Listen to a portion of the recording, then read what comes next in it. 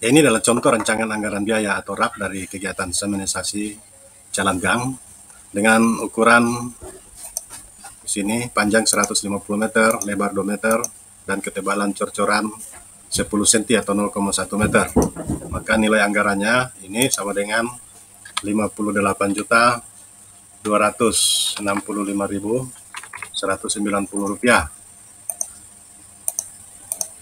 Nah, lalu perhatikan di sini kami punya alat bantu bahwa ketika saya merubah seminisasi ini, ukurannya misalnya 200 meter, kemudian lebar 3 meter, dan ketebalan cor-cornya 15 cm, maka nilai RAP-nya berubah.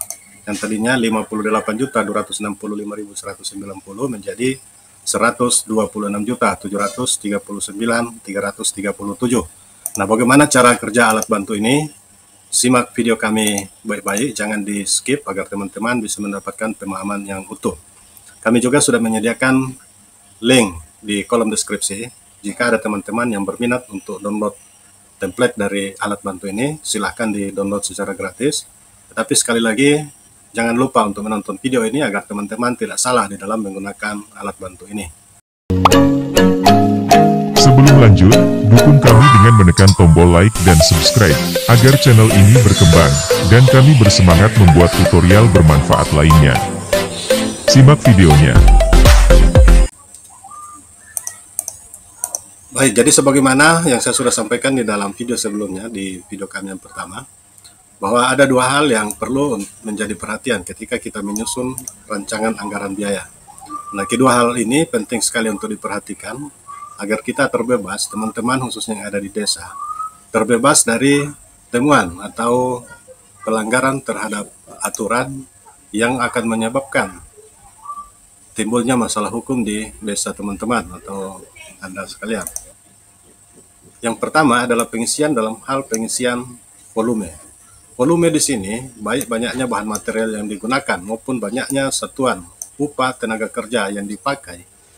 Kita menyusun ini berdasarkan peraturan Menteri PUPR. Nah, kalau di konten sebelumnya saya menggunakan peraturan Menteri PUPR nomor 28 tahun 2016, maka kali ini kita menggunakan peraturan Menteri PUPR nomor 1 tahun 2022. Silakan teman-teman download sendiri di internet. Nah, jadi dengan adanya perubahan peraturan menteri ini, maka kita menggunakan aturan yang terbaru, yaitu peraturan Menteri PUPR nomor 1 tahun 2022. Nah, kemudian yang kedua yang perlu diperhatikan di dalam penyusunan RAP adalah harga satuan. Nah, harga satuan ini tentu saja harus mengacu kepada standarisasi kabupaten di daerah masing-masing. Nah, kebetulan harga satuan yang saya cantumkan ini adalah harga satuan yang sesuai dengan sebuah desa yang ada di daerah kabupaten yang ada di daerah Kalimantan Utara.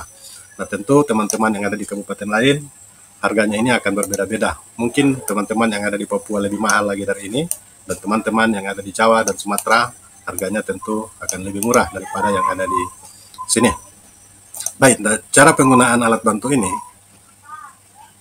ya kita melihat di sini, ini adalah alat bantu yang kami siapkan.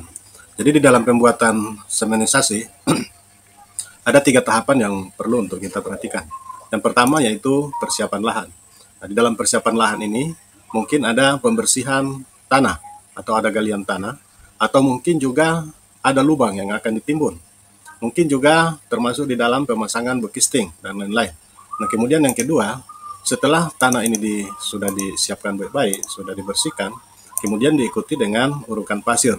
Jadi sebelum cor-coran, terlebih dahulu harus didahului dengan mengamburkan pasir di permukaan lahan yang akan dicor, supaya cor-coran itu tidak berkenaan langsung dengan tanah, karena ini akan berpengaruh kepada kualitas coran. Kemudian yang ketiga, ini adalah inti daripada kegiatan itu, yaitu pengicoran jalan yang akan dibuat.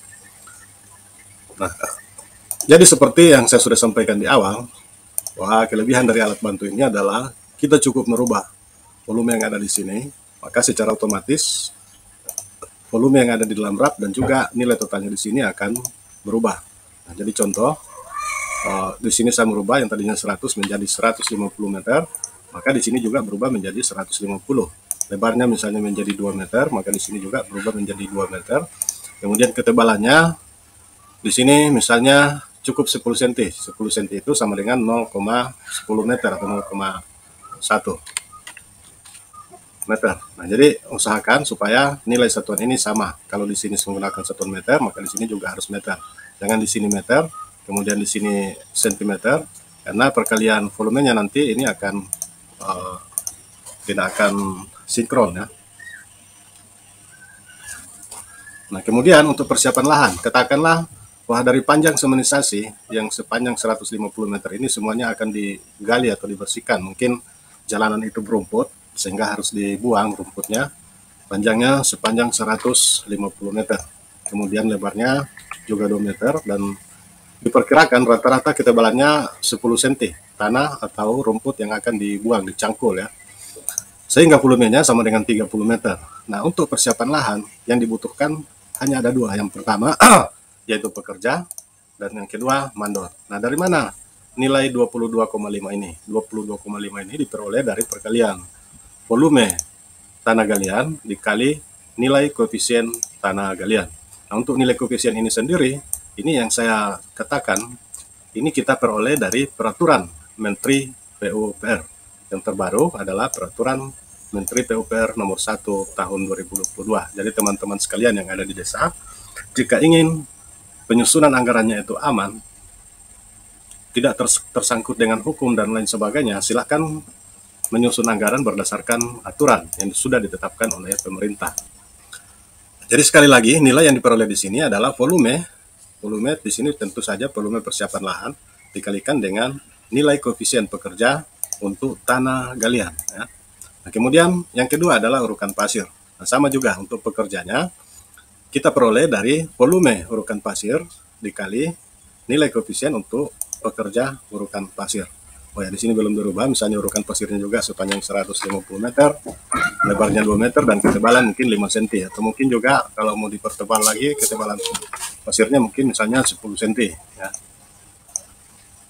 Nah, jadi yang dibutuhkan di dalam urukan pasir ini hanya ada 3. Yang pertama yaitu pekerja, yang kedua mandor, dan yang ketiga adalah pasir. Sedangkan untuk galian yang dibutuhkan hanya 2, yaitu pekerja dan mandor.